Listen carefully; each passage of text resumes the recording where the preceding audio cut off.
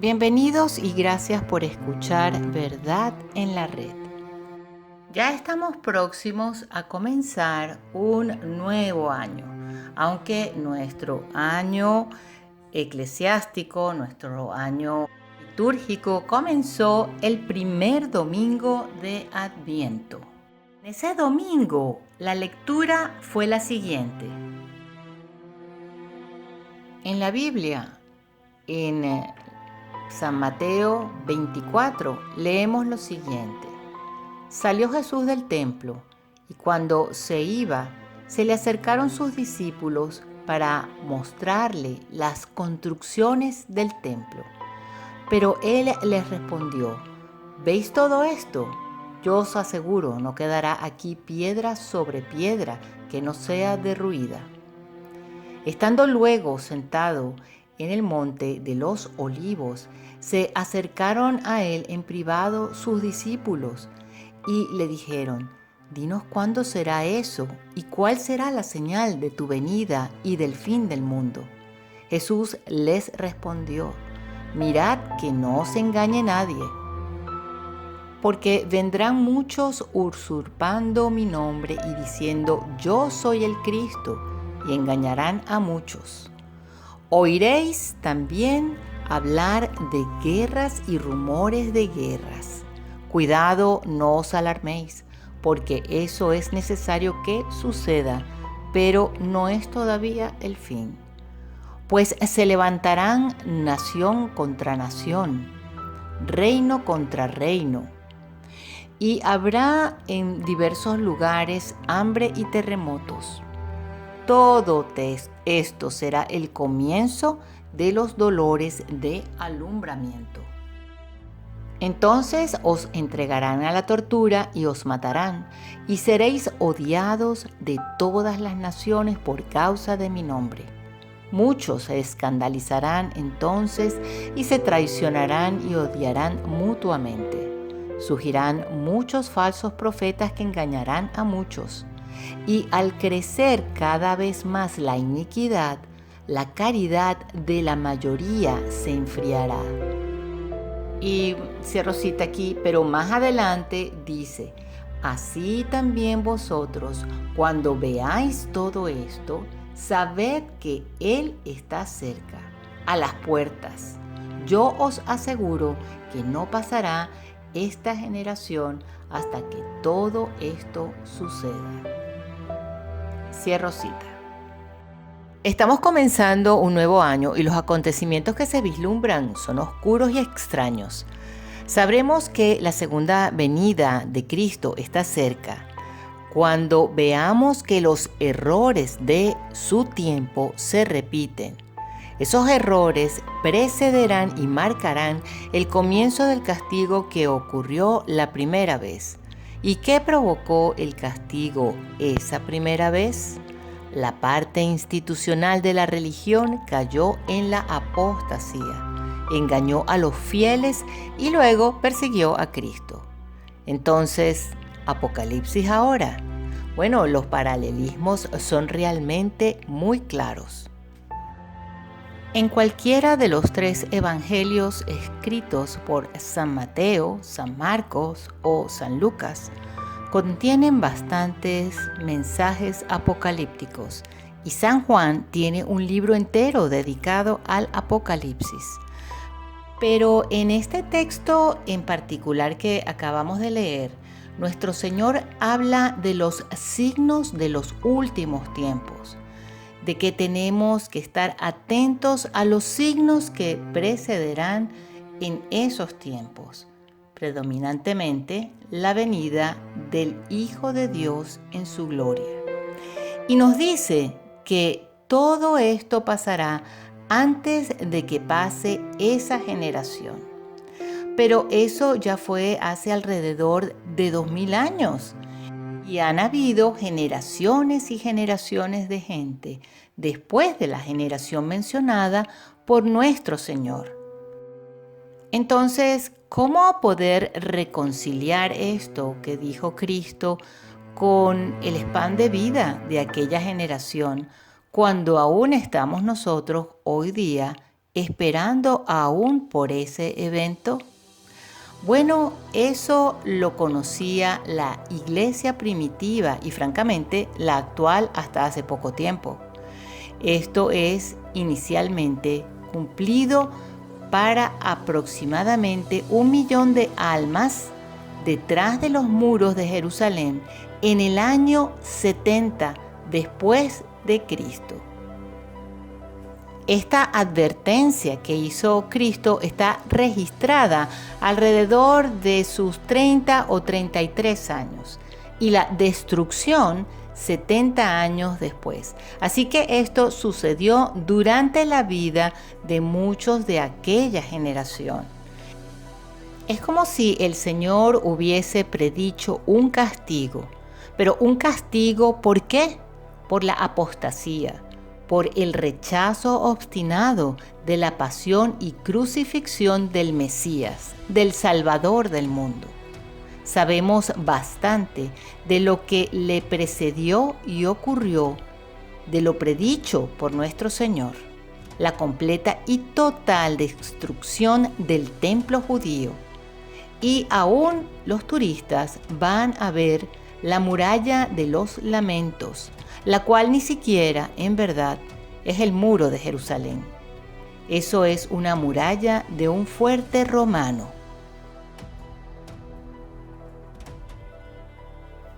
Y esto es verdad, porque si aceptamos que aún existe el fulano muro de Jerusalén, del templo de Jerusalén, estaríamos afirmando que nuestro Señor Jesucristo se equivocó cuando dio esa predicción de que no quedaría piedra sobre piedra. Y allí no quedó ni una piedra sobre ninguna otra piedra.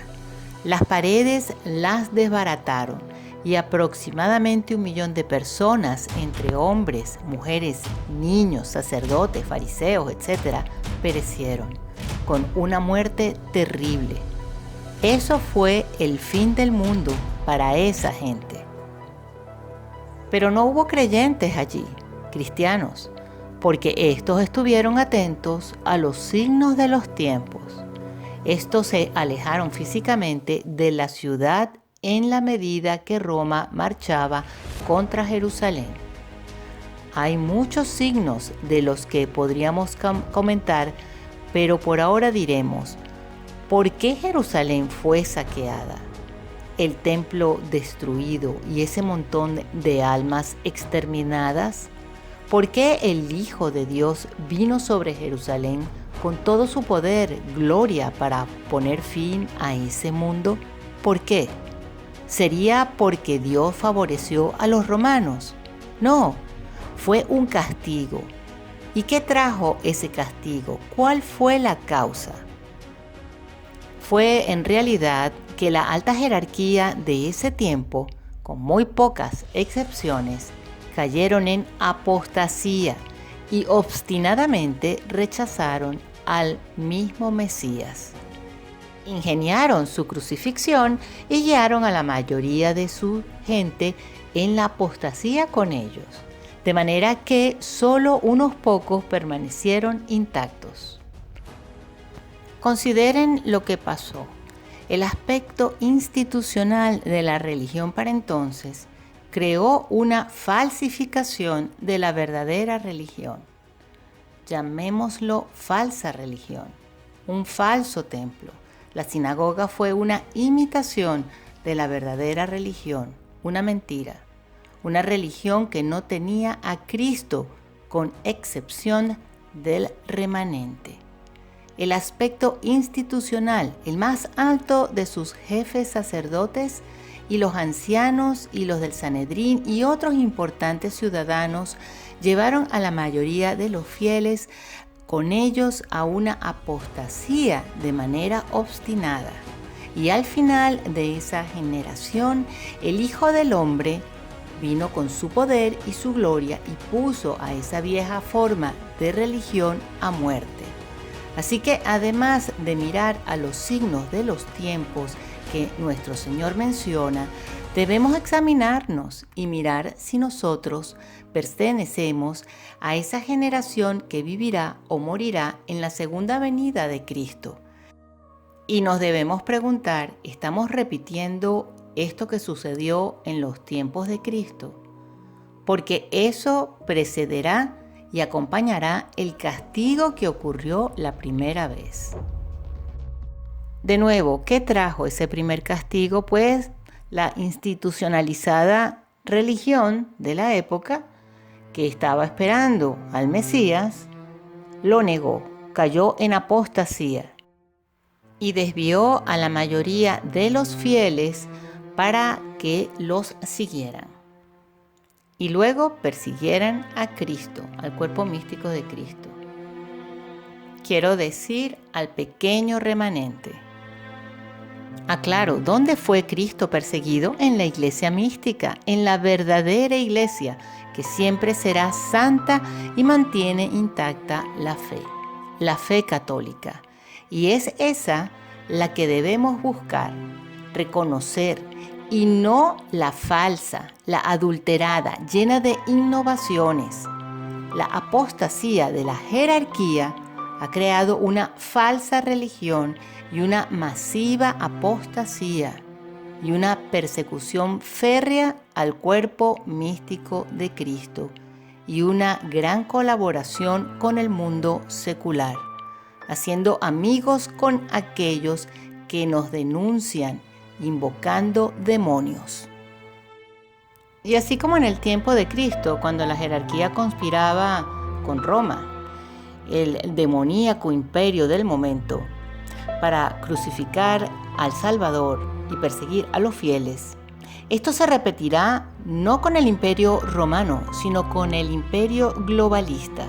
Será mundial y esto confirma que estamos en el tiempo de esa generación.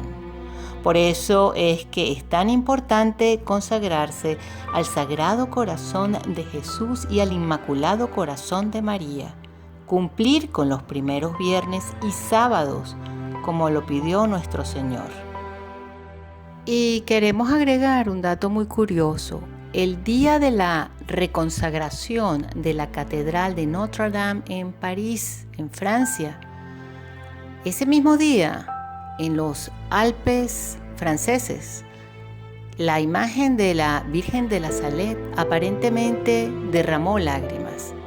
Ustedes pueden verlo en el próximo video que vamos a poner, pero es algo que no lo ha confirmado nadie. Podría haber sido la nieve que estaba derritiéndose justamente en ese sitio, pero llama mucho la atención, puesto que la catedral ha sido reconsagrada y reconstruida de una manera muy moderna y se llevó a cabo un acto realmente muy liberal para su reconsagración. Entonces, esto es algo que podríamos meditar, reflexionar, pues el cielo muchas veces nos manda mensajes que no comprendemos, pero que significan mucho.